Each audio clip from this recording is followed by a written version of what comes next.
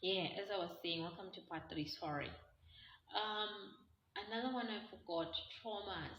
Oh, guys, this is a big one. Hence why I had to make a video about it. And it's a best. I think it's a good thing that it's only its own part because it might be a little bit long. Guys, traumas, wounds. That is a thing. Love and light. That is a thing. Where you grew up, how you grew up, how you were raised, what you were told as and when you were growing up, what you were taught, how people acted. You know, there's something called, not acted per se, how people behaved. That's the right word. How people behaved around you. There's a difference between teaching me something, telling me something, and showing me something. As a child, I absorb more when we are doing action, when I see you doing something. Hence why you see it even a lot on social media where they show you that how you behave, how you carry yourself affects your kids. Your kids do what they see in you. You're like a teacher by yourself. I've noticed something about my kids which I never really knew about myself before until recently, until my spiritual journey. I cross my feet a lot. Even when I'm in the car, okay, except when I'm driving. But when I'm sitting as a passenger, I cross my feet even in the car. I cross my feet when I'm sleeping. I cross my feet even now. I'm crossing my feet. My kids cross their feet too. My girls, my two girls. When they sit down, they cross their feet. I didn't notice this about myself until actually recently. And looking back, it's been happening for many years. And I remember my ex-husband once mentioned it, but there was something in passing. So you see how kids adopt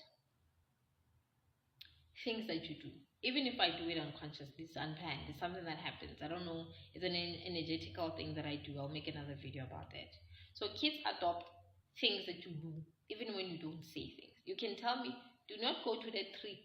There's a poison. Maramina, I go to that tree. A child will also do exactly what you do. So how you were raised, what you were taught, what you heard being said, what you saw being done, and what you absorbed. The pain, because to be honest, guys, we are all broken in our own ways. Whether you grew up in the suburbs, whether you grew up ekasi, whether you grew up in the village, whether you grew up in a privileged family, whether you grew up in poverty, whether you grew up in a middle class family, you are all broken in a way. Something, somebody has something to say. Somebody always has, I wish my mother, or I wish my father, or I wish we had this and that.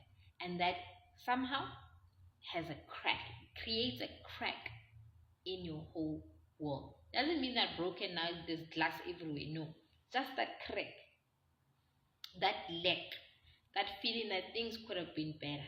We are all broken in our own way, which I'll make it another video about. Né? So traumas impact relationships in a way that is unexplainable, especially romantic relationships. Why? Because your inner child, that grew up in Makaya, that child that grew up in the Bundus, that child that grew up ekas, that child that grew up in the suburbs, that child that grew up in privilege or in poverty, whatever the case is going to come out. The 4 year old, the 5 year old, the 6 year old. The inner child is usually around those ages 4, 5, 6, 7. That's when development literally is very crucial of a child. The foundation of a child is around that age. So if you grew up and your family was abusive, you need to heal from that stuff. If you grew up, your mother and dad were separated, that's a trauma on its own. You grew up without parents, your mother passed away, that's a trauma. You grew up, your mother was never available, nowhere to be found, that is a trauma. You grew up and there was no food because unfortunately things were not good, that is a trauma. You grew up and people were emotionally abusive or verbally, That's a trauma.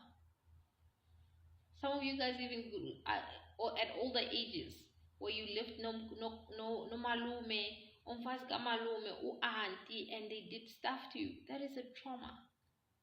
You had to walk all the way to school every day. For some, it's a trauma. For some, was normal life. But as and when you grow up, you actually kind of realize how painful it was, especially if it felt not so natural or so normal. No, so normal. Sometimes it's normal because some people had to go through that. Some people walked with no shoes to school, and when they get to school, they see other kids having shoes on. Some people, there's another one. Some other people are last borns in their family. And when you are a last born, you get more attention than any other child in the family because of you are the child of the family. And they are used to attention. When they get into a relationship, they don't know how to be adults because they are used to attention. So they expect expectations. They expect you to treat them like their brother, their sister, their mother, their father, their aunts and whoever, grandma, whoever, treated them. It's not a trauma per se, but it's more of a shortcoming, something like that. If I don't, for lack of a better word, it's a shortcoming. For some, you are firstborns in your family. You are used to being the one, the pillar of strength for everyone. Your job is always to protect. Your job is to always make sure that everyone is okay. And you get into a relationship. You find somebody who doesn't really need, who's hyper dependent, because there's other people that are hyper dependent. They don't need another person's validation. They don't need all that. They are self-sufficient by themselves. Now you come in, your wound is being needed. Their wound is they've been abandoned before by their family and they have abandonment issues, so they don't depend on other people. So how will these people get into a relationship? I need you to need me, but I don't need you. So Mina, I go that way. When are you follow me? And at some point I'm like, no, dude, I don't need you.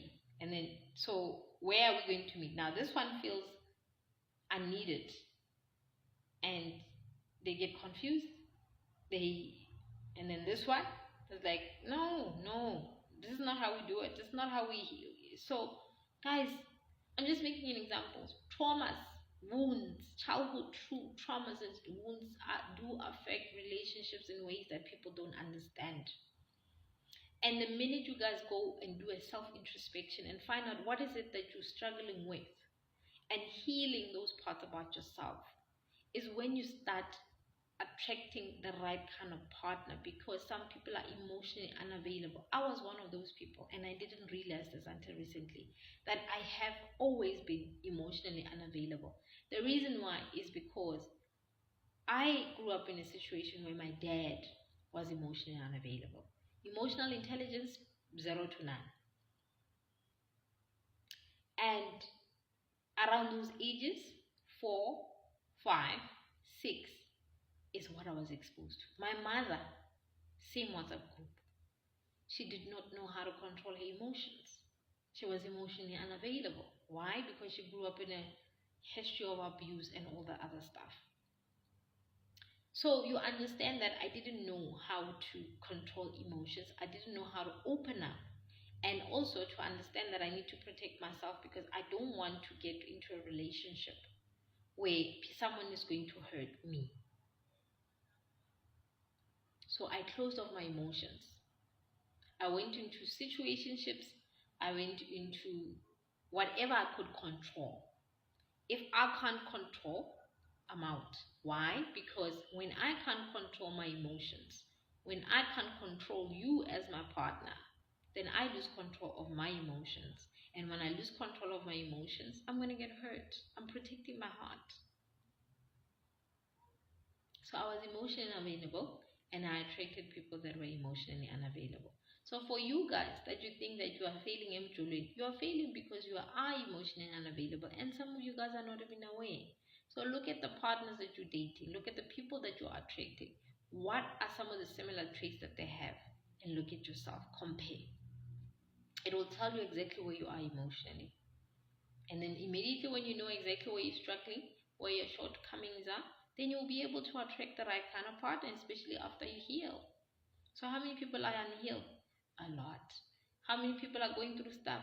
A lot. How many people are going through depression, anxiety, and what? A lot. But we need to go through all of the healing process, which is not easy, guys. It's not an easy process. Healing is not linear. What's the word? Kind of English. Yeah, that one. It's not a simple and straightforward journey, and everybody needs to heal differently because we all have different traumas. So I'm just making these videos so that to make you guys aware, to open you guys up. I want you guys to learn and think that not everything is spiritual.